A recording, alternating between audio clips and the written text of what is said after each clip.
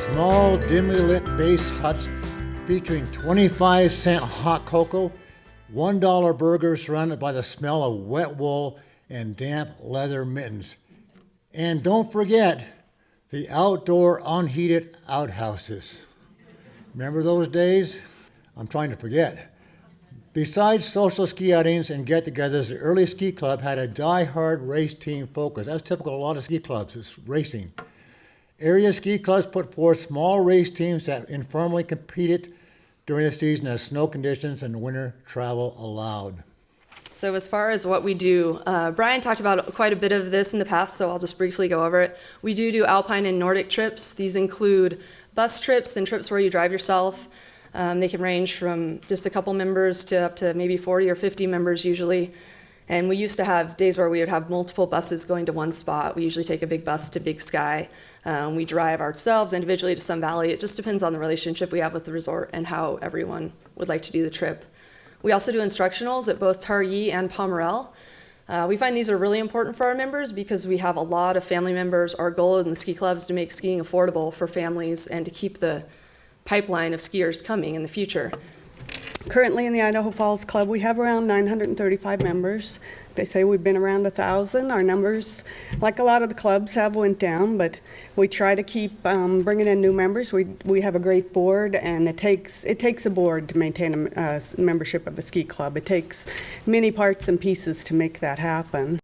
But we are going to talk about the journey of love, and we're going to talk about the phases that people go through as they interact with your organization. And slap my hand because I said as they interact, but it's as we interact, because we are members of our organizations as well. We always talk about the members of our organization as third person, but no, they is we. But I want us to focus on, we're going to talk about dating. And that is when your prospective members meet your organization. Those members who are 2, 3, 5, 10, 15 years and never take a leadership role. Those are people, that's what I'm calling dating. Those are the daters.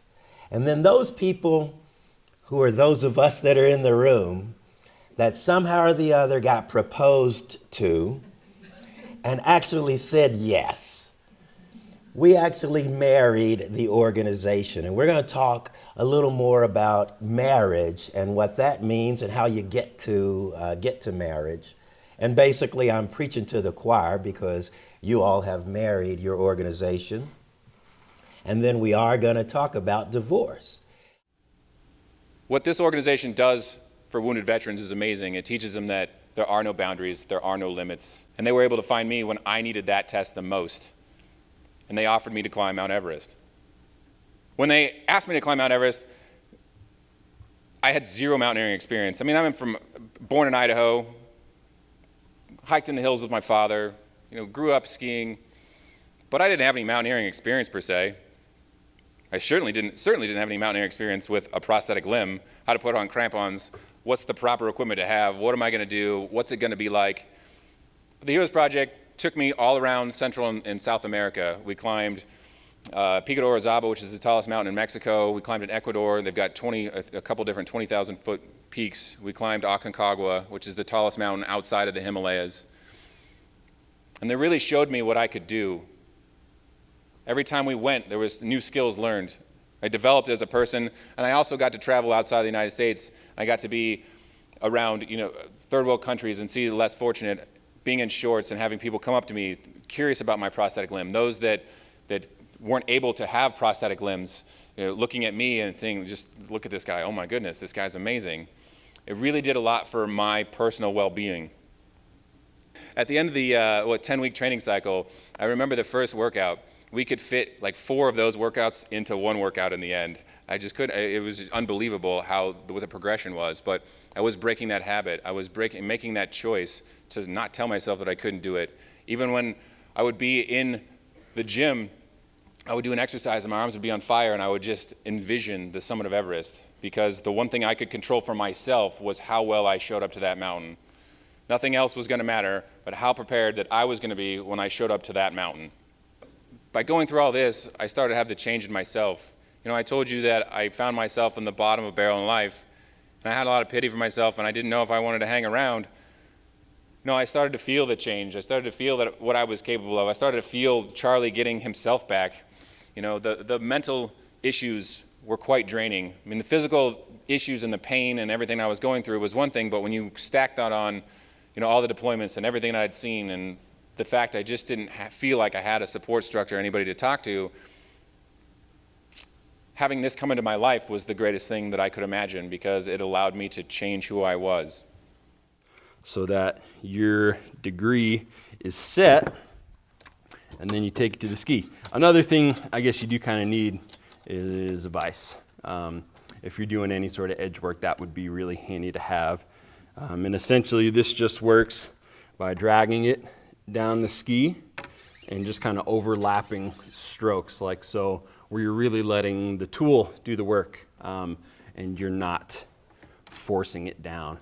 You can slip it and then you've just rounded your edge that you've been working on for so long. So good wax is in the ski. The rest of it we've got to take off. So you need a scraper. You don't want a metal scraper. Those would be for removing PTEX and other jobs. They're just too aggressive. So we're starting up front and we're just kind of making overlapping scrapes along until we get to the end. We'll keep that on the table. And we're just removing all of that top wax because we need that structure that we have in the ski to show through and get on the snow so it'll do its job. And everyone's seen this. Probably all of us have done this. Tighter and tighter and tighter. Then your foot gets cold. You're cutting off blood flow. It hurts. Not good. Not good. With a higher end boot, they are using better carpet foams built in here. And make no mistake about it, all these are is glorified carpet foams that they use in here. I brought this particular boot not because, well, it's pretty color, but I think this is one of the nicest sculpted liners out there. Thin foam everywhere, but again, you look at it, it looks like a foot. It truly does. If you go to buy carpet for your house, what's the one thing that salesperson is going to try to do? Upsell you into the carpet foam, right? It's not as much a carpet as it is the underlayment. Same thing here. This is a lot of what you're paying for, is the quality of the foam. Lower end boots, they use a softer foam, does a great job. It's generic fit. As soon as you get into a higher end boot, it's a much, much firmer foam that grips the foot, which means now with the proper fit, I can use nothing more than my pinky finger to tighten it. You know, everyone tries to crank their buckles down. It's a bad habit we don't really need to do anymore unless you're racing. Why do they do that? It gets that shell closer to the foot. They're not as much concerned as much about the comfort as they are the performance. So modern boots, nothing more than your pinky finger on these bottom two. Top of the boot, as tight as what you want to make it.